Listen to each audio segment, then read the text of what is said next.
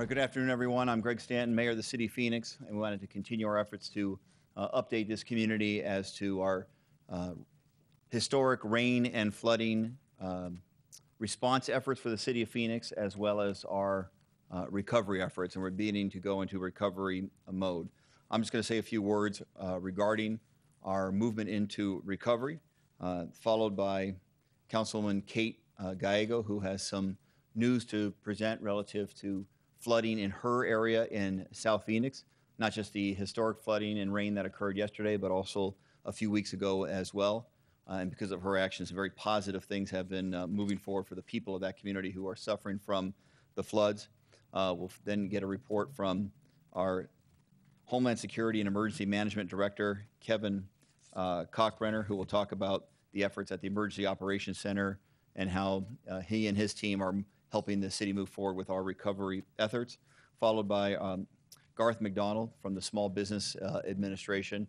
We had some very good news in the last couple days for the Small Business Administration regarding their support for the people of Phoenix who have suffered through some tremendous flooding, again, a few weeks ago, as well as recently as yesterday. And I should note that I know a lot of people in our community, not just the city of Phoenix, but other cities of the valley, are still suffering after yesterday's historic rain and floods.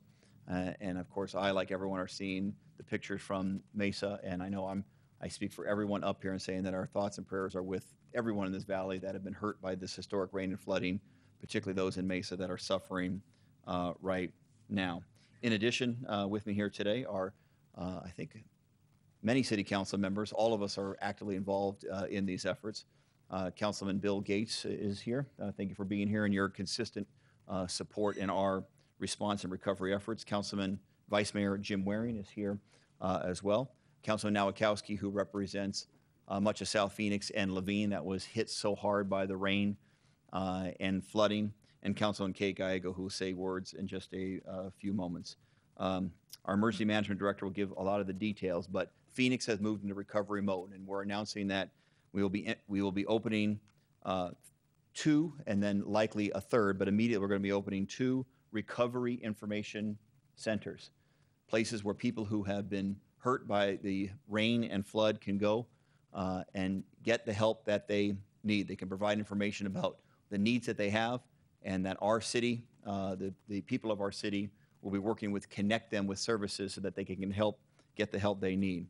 Those recovery information centers will be at the Travis Williams Center, which is located in South Mountain Village in Phoenix, as well as the Pecos Community Center in the Ahwatukee Foothills area, which was also hit so hard by the rain and flooding. In addition, we're going to continue with our virtual recovery centers, and so we've got numerous calls already on this line, but people that have, now that we've had a chance to assess what's going on, if people have needs that need to be filled as a result of the historic rain and flooding, please call 602-534-2222. It's the same number that we established yesterday. That number will now be part of the recovery network. Again, 602-534-2222. Also, if you have email, please email us at contactus@phoenix.gov. Those recovery centers that were mentioned will be open starting Thursday morning, 8 a.m. to 7 p.m. If you want to personally attend, the phone number is live now, and the Contact Us email is live now. In addition to hearing from people who have been hurt by the rain and floods, the recovery centers will also be taking information from people in this community who want to help. I know there's a lot of people out there that have seen the pictures. They know the historic nature of the event that occurred yesterday, and they want to be supportive. Maybe you're a contractor or a small business that has the skill set to help people repair damage due to the flooding in their homes. Maybe you're a church group has a large number of volunteers, and a large number of volunteers with big hearts that want to help people that have been hurt as well. Anybody out there that wants to be helpful and supportive of people who have suffered over the last few days, please contact the Recovery Information Center. And yes, we're going to get questions about it, so we'll address it immediately. The Recovery Center is obviously, those are located in Phoenix. That phone number is a Phoenix phone number. That email is a Phoenix email. But people have been hurt all over this valley. And so we know we're going to get calls from people from other valley cities that have been hurt. We're going to make sure that we'll take those calls and we'll route those people in the right direction. We know that other communities in the valley will soon be setting up recovery information centers as well. But we want to make sure that the people of other cities in the valley, if you have needs, utilize our recovery information centers. With that, I'm going to hand it over next to Councilwoman Kate Gallego. Her district in the South Mountain Village area has been particularly hard hit, not just with yesterday's historic rain, but also massive rainstorms and flooding that occurred previously. She's worked very hard to support the people of her district, and she has some very positive news to report. Councilwoman. Thank you, Mayor. I am Kate Gallego. I represent District 8 on the Phoenix City Council. And with help from the Mayor and Governor Brewer, we are excited to welcome the Small Business Administration, which will be offering low-interest loans for homeowners, businesses, and homeowners associations who were impacted by the floods and the events of August 12th through 19. Very good news for some of our HOAs who were facing extremely large assessments immediately to deal with flood control. This will give them one more tool as they rebuild basins and other infrastructure within their communities. And this is also very important for businesses and homeowners in the impacted area. We could not have done that without the governor and the mayor's help, so thank you for everyone in Arizona government for stepping up to work on this together and to make sure we can deliver it as quickly as possible. The SBA staff is operating a loan assistance center at the Travis Williams Family Services Center. So it will be co-located with our Recovery Information Center, and they will be on site here all week. Disaster loan and application forms are also available online at disasterloan.sba.gov/ELA. And ELA stands for Electronic Loan Application, or by emailing disastercustomerservice@sba.gov. We will also have this information posted on phoenix.gov. This is one of the many things we're doing along with nonprofits, city services, to try to make this very difficult time as easy as possible for our impacted individuals, and we will continue to look for more solutions to help homeowners, businesses, HOAs, and other impacted groups get through this very difficult series of events. Thank you so much. Thank you very much, Councilman, for your leadership that will benefit not only people in your district, but throughout the city, and unfortunately now throughout the valley because of the events yesterday. Her work was so important because so many of the people that received significant damage to their homes did not have flood insurance and did not have access to the Capitol. By working with the SBA, getting the governor's support, they'll now have access to the opportunity to rebuild their homes. Very, very important work. Now to report on the response efforts for the City of Phoenix as a whole and the work at our Emergency Operations Center, and to give a little more guidance as to our recovery efforts done by the City of Phoenix, our Homeland Security and Emergency Management Director, Kevin Cockbrenner. Good evening. We closed the Emergency Operations Center at 11:30 this morning. The weather report is 30% chance of rain, but the cells that have potential to deliver rain have the potential to deliver a lot of rain.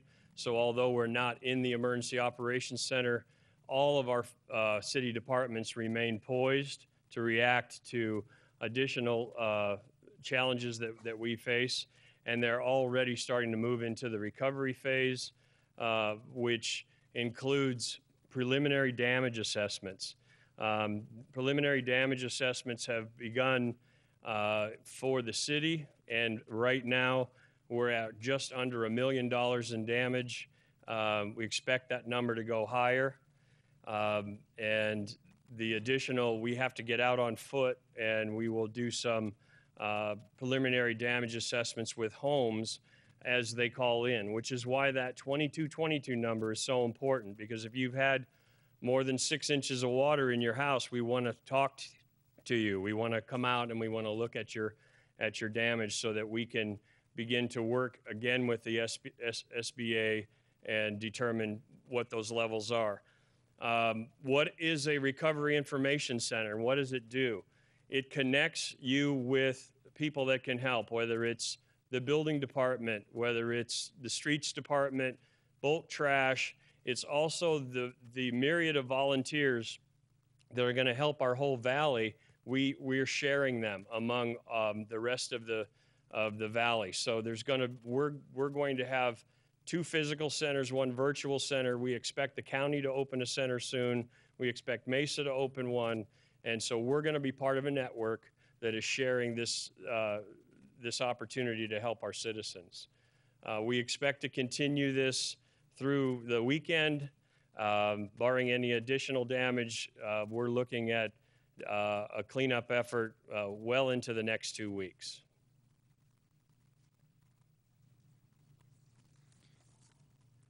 Thank you, Chief Cockbrenner, for your incredible work over the last couple days. All of us had a chance to witness your leadership and the leadership of the other emergency management officials for the city. It really has been spectacular and appreciated by myself and the people of the city of Phoenix. Through Councilman Gallego's leadership over the last few weeks, I have learned a lot about the SBA and programs at the SBA that I was not aware of, and probably most people were not aware of, in particular their disaster assistance programs at the SBA and how important that is going to be to the people of our community. Next to the podium, representing SBA Disaster Assistance, Garth McDonald. Hello, everyone. Thank you. I'll try to make this pretty brief and touch on some of the additional information that was mentioned by Councilwoman Gallego. We did make a declaration yesterday. Our administrator made a declaration based on support from the county, the city, to the governor's office. The governor did assessments with the support of all these agencies and cities and municipalities. And we did make a declaration for disaster assistance. The specific declaration that I'm here for right now was actually for the storms that took place August 12th through the 19th. The primary county is Maricopa County, and any contiguous county that touches Maricopa County. All homeowners, renters, businesses of all sizes, and private nonprofits are eligible now to apply for low-interest loans with the SBA. We do have the Disaster Loan Outreach Center that was mentioned at the Travis L. Williams Family Services Center, and we also have one opened in New River, and that is at the Daisy Mountain Fire Station in New River at 43814 New River Road. They open today at noon. They're open Monday through Friday, 8 to 5. Any questions that individuals may have? Now, of course, I flew in yesterday morning as the storm was completing, and my plane landed, and I got alerts about flash flooding warning right here in town. So this new storm that took place and hit another significant area within the valley is something we're working closely with the Department of Emergency Management, both with the city and the state, to do assessments and look at the need for a second declaration. So the individuals that were impacted just yesterday for the first time, they should report their damage, as was mentioned by the mayor, to 534-2222, area code 602. If they want to report to their local, if they're in Glendale or other cities, they can report to emergency management, I think, as well. But the recovery information centers will be collecting that information, and we'll work closely with Department of Emergency Management to try to look at assistance for those that were just impacted. So right now, the folks should that have questions can call our 800 number, 800-659-2955. If they were just impacted yesterday, we would like to ask that they have give us a little time to work with emergency management to look at assistance for that particular event that just took place. Right now, the open declaration is for August 12th through 19th, and we're going to be helping people apply. If there was, as was mentioned, homeowners, renters, homeowners associations, renters if they lost an automobile that's uncovered by insurance or undercovered, uninsured, homeowners to rebuild their primary residence. These are some of the features of our programs. And small businesses may have had economic impact, and they can get low-interest loans for economic injury as well. So there's a lot of information I could share, and we would like to recommend people go to the outreach centers that we've opened. We're working in conjunction with the city in the resource information centers. We're going to try to continue to get people moving forward. They don't have to wait for insurance claims to settle. They can contact us, and we can help them on the road to recovery right away. So again, the online, a simple address for email to, for the web, a simple address to get online access is sba.gov/disaster, and folks can go get a lot of information about our programs or call 800-659-2955. Thank you very much. Garth, welcome to Phoenix. We're glad you're here. Any questions from members of the media about our recovery and response process in the city of Phoenix to yesterday's historic rain and flooding? When you mentioned the $1 million damage assessment, how exactly is that calculated? What does that cover specifically? And what will you be looking at to see whether that number rises? Okay, so again, I stress that this is preliminary. We asked every department before we closed the EOC to give us an estimate of what was damaged and where. So for instance, we have light rail damage at the airport. We have damage to city buildings that got flooded. Those are all estimates, but now it's time to go and focus on those buildings, look at those buildings, get some estimates, and that's why I expect that number to go higher.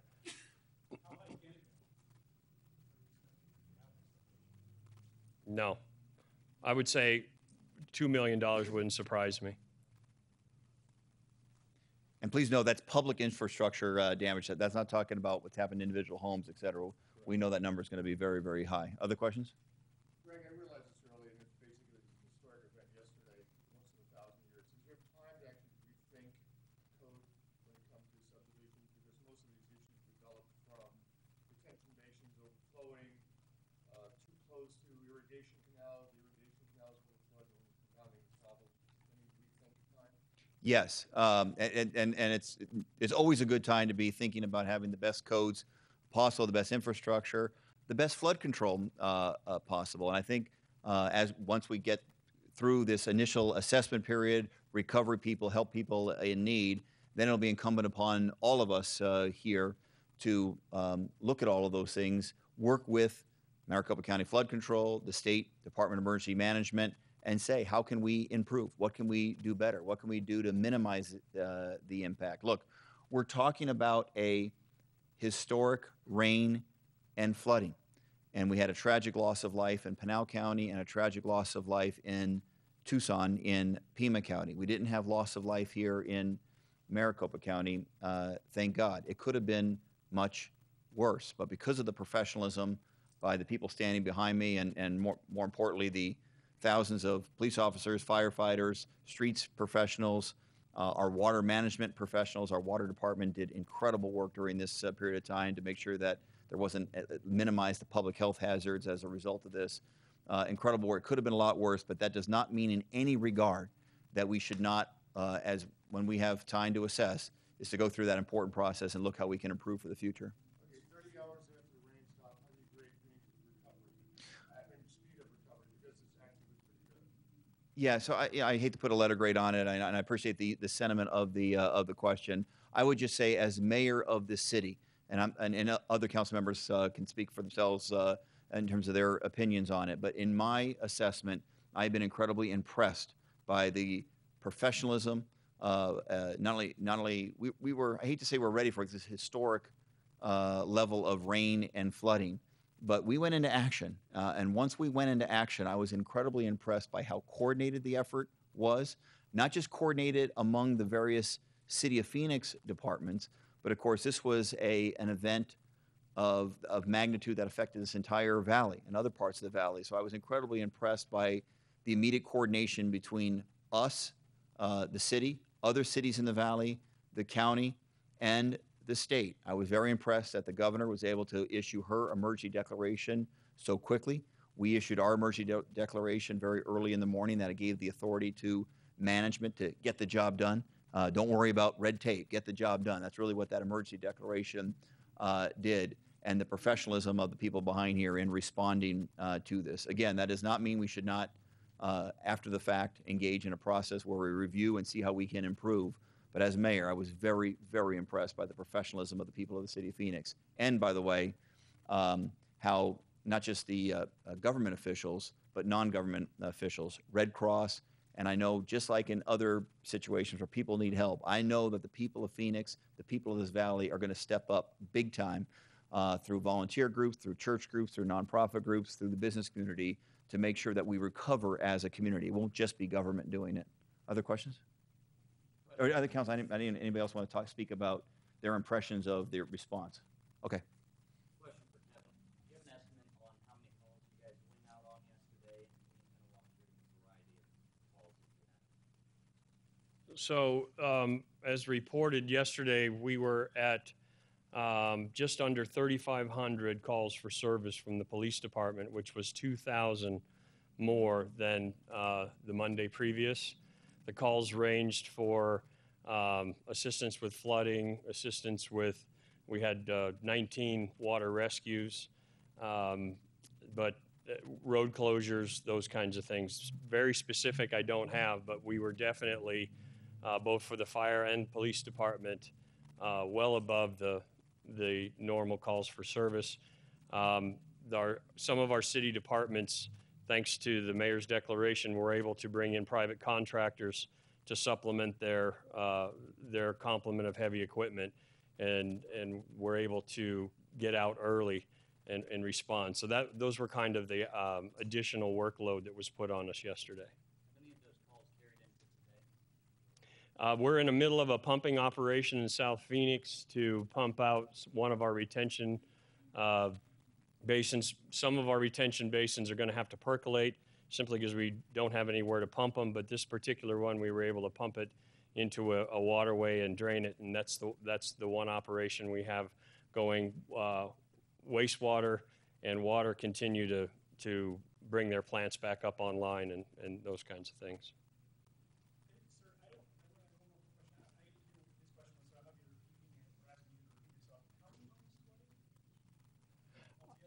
We don't have a number on the homes right now. Our 534-2222 line has we have 54 calls. There's a percentage of those that are people reporting water in their houses. Again, I need to stress that our preliminary damage assessments are ongoing. We are in the process of organizing our community emergency response teams to begin to go out and make contact with individuals. We know intuitively that the Ahwatukee area and the South Phoenix area, based on our infrastructure inundation, those are our problem areas. But the rest of it we're beginning to catch up on. And again, I can't stress, the more we get information from the public, the more we're able to get our foot teams out there. One more question for you. On August 12th, I was talking with Phoenix officials, and they were using over 100 years, 500 years. Here it is a month later, and another worse storm has happened in the last event. Are we still considering these 100-year events and 500-year events? So that's an interesting question, because I've been posing the same question to the Weather Service. And the Weather Service has a way of describing these events in terms of probability. And they are all saying that this is an unusual probability to get hit. They were predicting a wet season, but they were saying that the probability of these types of storms with this intensity massing seems like about every week. For the past 3 weeks is rare. I would have to defer to the Weather Service to really understand the 100, 500, and 1,000-year flood. And when you get that, share that with me, because it's a tough one. Other questions? I have a question for you. Yeah. The amount of calls that you guys received from yesterday's storm, was that larger than the amount of calls received for the first round of storms in August? No, it was pretty close. I mean, that first round of storms hit the system just as hard as this. There was probably more concentrated in South Phoenix, so we wound up putting a lot of resources in South Phoenix. This one taxed us all over the valley. So there's probably less calls on that first one, but that's just because it was isolated.